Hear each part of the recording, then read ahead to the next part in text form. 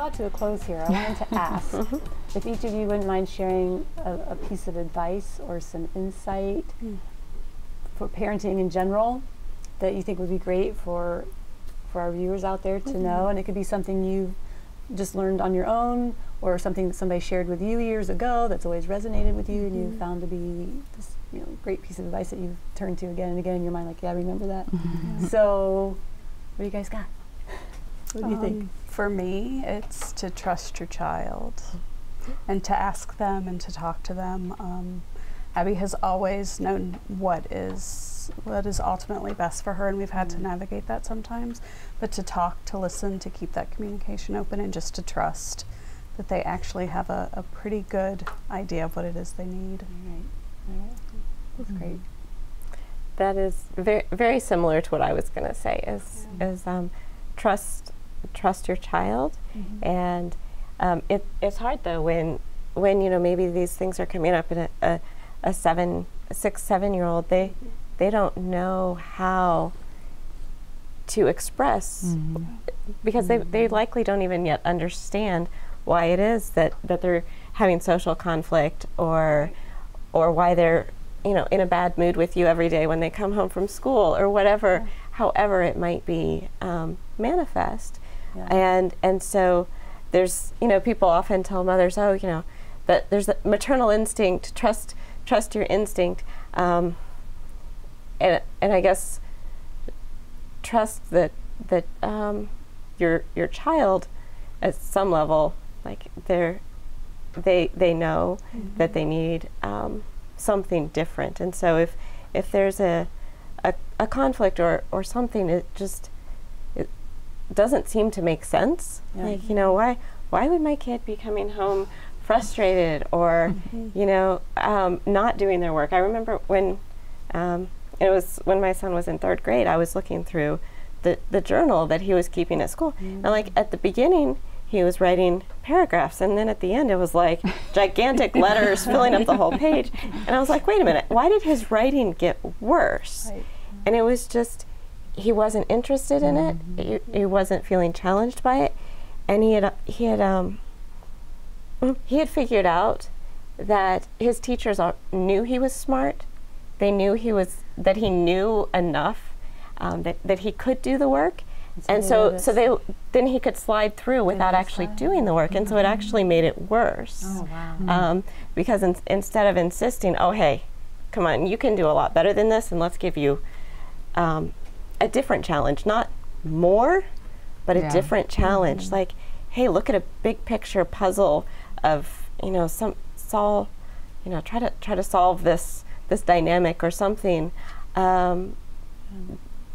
That's I like the name, the higher order thinking skills, because that's often what it needs to be. Not just do more problems or even do harder calculations, but do things that are more complex, that integrate different skills.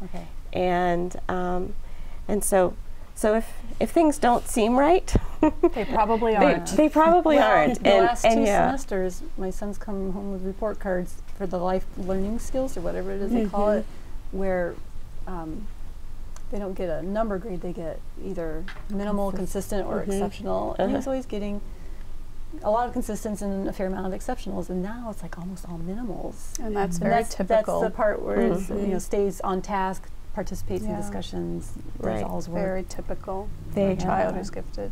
They like sometimes just check out of everything completely. They get bored. Absolutely. They get bored, and then they sort of check out of the social and their grades go expectations down, and their behavior. And it's being looked at as like, oh well, he's being a distraction, whereas he's just bored, and this is his way of asking for help. So my advice is, like, don't be afraid to be your kid's advocate, and basically you got to fight if they're not willing to like talk to the teacher or be the squeaky wheel. And that's hard to do, because then it's like, you're the parent. Am I really being looked at as somebody with credibility, or am I the crazy parent? Right. I don't mind being the crazy parent. And I do feel like some people do believe in the gifted, and some teachers maybe just don't, and they just are don't really believe in this idea of a gifted child. And so if you come across a teacher like that, you know, like, then you would have to go to the principal and go to someone that you feel like is going to help your child ultimately. Yeah. Because you don't want them bored, and no teacher wants that, I don't think. Or Right. You don't want your kids that way. Excellent piece of advice. And that holds true for any child. Definitely. Of any, you know, a parent of any child. Yeah. Yeah. Be their Yeah. advocate. I was so grateful for the gifted teacher, you know, that I learned so much from her because I had no experience. You know, my background isn't education. That was all new to me. And so for her to like say, okay, these are the things we're going to do for Gabrielle. And then when we moved here, she's like, okay, let's talk about these things that you can talk to them about. Or so if you can find someone, you know, that has a little bit more knowledge, like you, I'm sure in a few years we'll be calling you about the college thing. You know, if you can find someone to ask questions and just get a little bit of feedback, because sometimes, especially in this gifted, you know, we can kind of feel a little excluded, or like we're kind of like the only ones with our kids that are gifted, if they're not all going in a program together. Yeah. So just find somebody you can talk to and ask questions and find out more. Yep. But Yep. Exactly. All right. Well, ladies, thank you so very much for being here today. Yeah, This has been thanks. great. it's awesome. And to you out there, thank you for tuning in, and I hope you'll join us again soon for another episode of Mom Powers.